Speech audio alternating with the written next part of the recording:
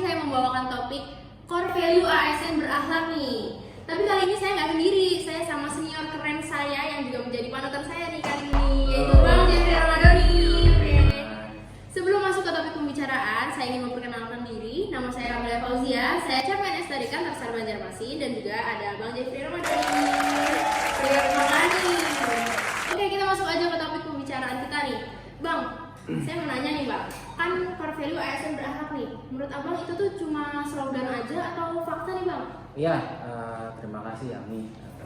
Sebelumnya saya merasa terhormat nih juga ya untuk jadi narasumber nanti. Untuk pertanyaan Ami tadi, core value berakhlak ASN. Pemerintah saat ini kejar-gencarnya ya, kejar-gencarnya untuk menaikkan nama baik dan meningkatkan nama baik PNS atau ASN. Itu dengan salah satu yaitu core value berakhlak. Core value berakhlak tidak hanya slogan, tapi sudah kita terapkan mulai dini, mulai kita masuk di kantor SAR Banjarmasin khususnya, itu sudah kita terapkan core value berakhlak. Dan itu bukan sekedar slogan. Bener nih, oke. Kita mau tanya satu-satu nih, dari berorientasi pelayanan, apa sih Bang contoh konkretnya di kantor SAR Banjarmasin? Oke, berorientasi pelayanan. Jadi kita berbicara kantor SAR Banjarmasin ya, kita berbicara kantor SAR Banjarmasin itu pelayanan yang pertama kepada masyarakat membutuhkan pertolongan dan pencarian, search and rescue. Jadi ketika ada info awal masuk, info musibah apapun itu, kecelakaan segala macam, kita akan langsung respon cepat. Kita pastikan itu A1. Kemudian kalau ketika sudah A1 atau fix kejadian itu, langsung kita bergerak tim rescue langsung menuju ke lapangan. Berarti 24 jam nih Bang ya? 24 jam kita standby, on call, teman-teman yang libur pun apabila dibutuhkan langsung menuju ke kantor. Berarti kalau misalnya ada musibah langsung aja nih telepon Basarnas di nomor sentral berapa nih Bang? 051147079111. Nah itu dia teman-teman. Oke, selanjutnya nih Bang, yaitu akuntabel nih. Apa nih Bang contohnya nih Bang?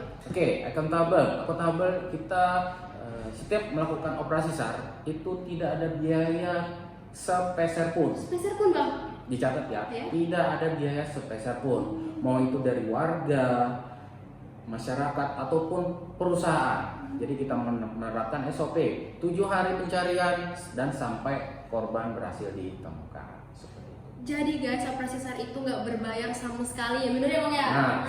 Nggak berbayar sama sekali. Oke, selanjutnya yaitu harmonis nih Bang. Apa tuh konkretnya dari harmonis nih di kantor SAR tadi? Ya, harmonis kita bicara di tim rescue kita dulu ya. Harmonis satu tim itu berisikan 7 sampai 8 orang setiap operasi SAR di bawah satu komando yaitu koordinator lapangan.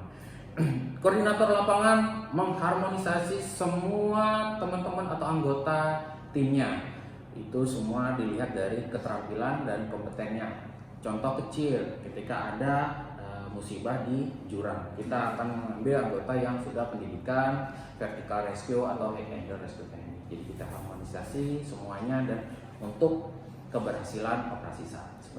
Keren banget nih. Terus selanjutnya ada loyal nih Bang. Apa sih Bang contohnya loyal nih? Ya, loyal para pimpinan, loyal kepada kantor ya, loyal kepada pimpinan dan kantor. Teman-teman di kantor SAR Banjarmasin itu sudah tidak diragukan loyalitas.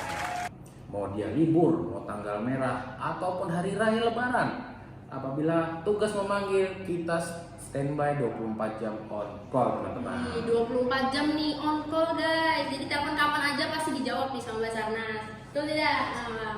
Oke, kemudian selanjutnya adaptif nih Bang. Apa nih adaptif?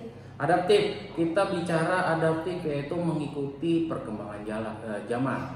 Perkembangan zaman mau itu peralatan yang terupdate, kemudian ilmu-ilmu yang sudah terimprovisasi, itu kita harus itu mengadaptasi keadaan diri kita ke perkembangan zaman. Dan satu lagi, adaptif ke tempat kejadian musibah. Kita harus bisa mengadaptasi, mau itu gunung hutan, mau itu jurang, mau itu gedung, bahkan orang tenggelam pun kita harus bisa beradaptasi di tempat kejadian. Seperti itu teman-teman. Nah betul teman-teman. Oke, selanjutnya itu kompeten nih Bang. Apa nih Bang kompeten? Teman-teman di kantor SAR Banjarmasin itu dibekali dengan pertama diklat dasar SAR. Kemudian setelah itu nanti ada diklat lanjutan. Diklat lanjutan sesuai dengan masing-masing keahlian teman-teman. Jadi ada vertical rescue, ada jungle rescue, water rescue, sampai ada underwater rescue. Itu kita diberi oleh Balai Diklat, kita melakukan pendidikan lanjutan, kemudian pulang itu akan di-share ke teman-teman yang lainnya. Dan selain itu setiap 3 bulan sekali atau 6 bulan sekali itu ada namanya uji periodik. Uji periodik itu dilakukan untuk menilai apakah teman-teman ini masih berkompeten nggak di reskuat. Ada penilaiannya, mulai dari ujian fisik, kemudian ujian materi, itu semua ditetapkan oleh kantor pusat dan dinilai di kantor SAR Banjarmasin apakah teman-teman rescuer ini masih berkompeten untuk melakukan operasi SAR seperti itu. Jadi semua personil yang ada di kantor SAR Banjarmasin ini berkompeten nih Bang. Ya. Keren banget ya teman-teman, sudah berkompeten nih. Kemudian kolaboratif nih Bang, yang terakhir apa nih Bang? Ya, kolaboratif untuk melakukan misi kemanusiaan kita nggak mungkin sendiri ya.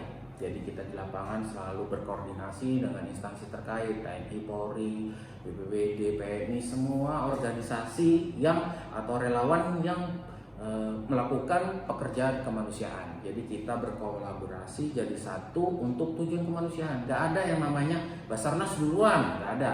Itu namanya semua instansi itu kolaboratif bernama tim SAR gabungan seperti itu. Gak ada yang nama satu yang dominan, semuanya tim SAR gabungan jadi satu begitu. Berarti kayak simbiosis mutualisme ya Bang, Nah, yang membutuhkan. Mereka membutuhkan keluarga korban membutuhkan kita membutuhkan instansi terkait. Oh, betul tuh teman-teman. Nah, itu dia teman-teman nilai dari ASN berakhlak di kantor SAR Banjarmasin. Ternyata itu bukan cuma slogan ya Bang ya? Bukan. Ternyata itu fakta teman-teman. Kalau di kantor SAR Banjarmasin ini sudah menerapkan ASN berakhlak. Dan ternyata nih yang saya tahu, ternyata ilmu SAR itu bukan cuma mencari doang, ternyata banyak banget Banyak, ya Bang, sangat ya. sekali. Banyak banget. Nah, itu dia teman-teman podcast kita hari ini ya. Terima kasih Bang Jeffrey Ramadhani sudah menjadi narasumber saya pada hari ini. Nantikan keseruan yang lainnya ya. Assalamualaikum warahmatullahi wabarakatuh. Bye. Audio Jungle.